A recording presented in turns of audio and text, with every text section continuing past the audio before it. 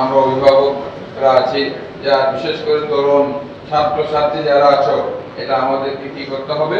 আমাদেরকে সচেতনতার সাথে আগামী নেতৃত্ব দেওয়ার জন্য নিজেদেরকে গড়ে তুলতে হবে। অপসংস্কৃতি, এই যে অপরাধ, এগুলা থেকে দূরে থেকে নিজেদেরকে যোগ্য নাগরিক হিসেবে গড়ে তুলতে হবে। মানুষের সেবার জন্য এই যে রেড ক্রিসেন্ট আজকে এটা সারা বিশ্বে আজকে যেভাবে মর্যাদার আসনে যেভাবে মানুষের হৃদয়ে স্থান পেয়েছে, কারণটা হচ্ছে তাদের কর্মকাণ্ড। কাজে আমাদের সামাজিক এবং অন্যান্য কর্মকাণ্ডের মধ্য দিয়েও মানুষের সেবায়, দেশের কল্যাণে আমাদেরকে এগিয়ে আসতে হবে।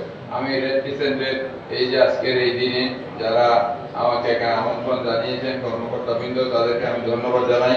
এবং যারা উপস্থিত শিক্ষক মন্ডলী, ছাত্রছাত্রী, আমাদের উদ্দেশ্যে বলতে চাই, শুধু নিজেদেরকে এই যে মানব সেবার সাথে সাথে নিজেদেরকে যোগ্য নাগরিক হিসেবে শুধু ভালো ছাত্র, ভালো ছাত্রী হলে হবে না। লেখাপড়ায় শুধু ভালো স্টার মার্ক নিয়ে, জিপিএ 5 নিয়ে পাস করলে হবে না।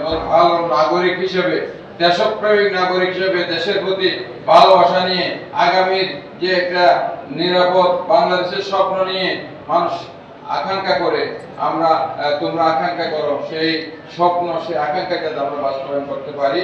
আমরা রাজনীতির ময়দানে আছি, রাজনীতি করি, দেশ পরিচালনার দায়িত্ব দেশের জনগণ একটা নির্বাচনের মধ্যে দিয়ে আমাদেরকে দিয়েছে। তার মানে এটা নয় এটা আমরা ক্ষমতা মনে করি না, আমরা মনে করি এটা দায়িত্ব, সেবার দায়িত্ব দিয়েছে মানুষ। সেই সেবার মনোভাব নিয়ে আমরা মানুষের কাছে সেবক হিসেবে মানুষের কাছে যেতে চাই। তোমরাও রেড ক্রিসেন্ট এই সেবার মনোভাব নিয়ে রেড ক্রিসেন্টের সদস্যরা কাজ করছে। আমরা পারস্পরিক সহযোগিতা ভিত্তিতে আমরা কাজ করে যাবো। আর রেড ক্রিসেন্টের সাথে আমি আমার দায়িত্ব থেকে, আমি যেখানে আছি এখান থেকে আমার পক্ষ থেকে সর্বত সহযোগিতা রেড ক্রিসেন্টের সাথে থাকবে। আমি সবাইকে ধন্যবাদ জানিয়ে আমার কথা শেষ করছি। আসসালামু আলাইকুম। Chittagong red crescent city red crescent কার্যকরী কমিটি, চট্টগ্রাম সিটি যুব রেড ক্রিসেন্ট কোম্পানি সাম্প্রতিক যে কমিটি হয়েছে, তাদের প্রতি আস্থা রেখে আমি টিচারদেরকে, স্টুডেন্টদের কাজ করার অনুরোধ করব। একান্তই যদি কোনো সমস্যা হয়, ডেফিনেটলি এটা আমি এজ এ সেক্রেটারি আমি আমার চিঠি পাওয়ার পরে আপনারা যে কোনো সিদ্ধান্ত আপনারা নিতে পারবেন। কারণ আমরা চাই আমরা ভালো মানুষ গড়ার কারিগর হিসেবে আমরা কাজ করতে চাই।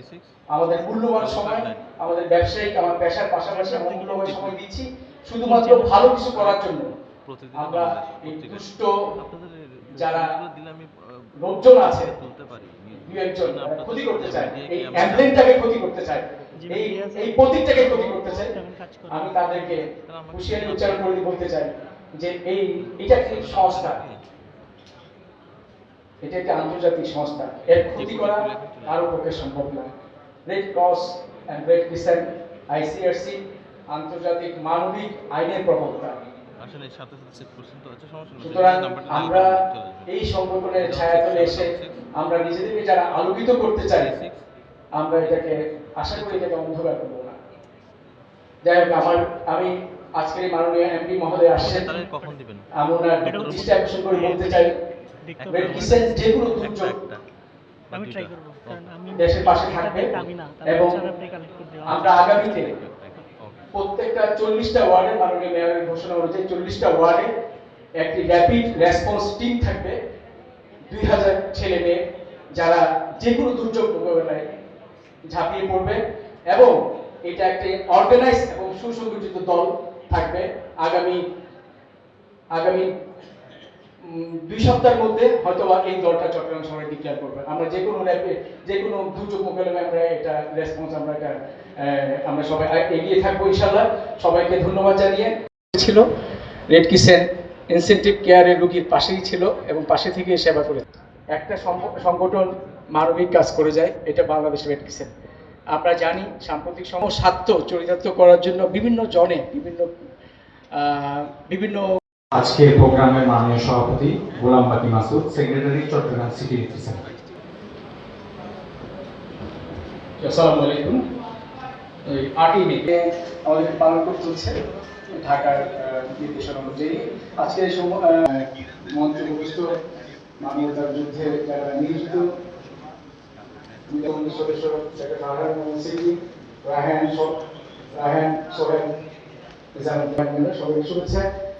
সে মঞ্চে উপস্থিত সামনে যারা টিচার, যারা স্বার্থ ছাড়া একটা স্ট্যাটিক চিন্তা করে যে আমার কি লাভ,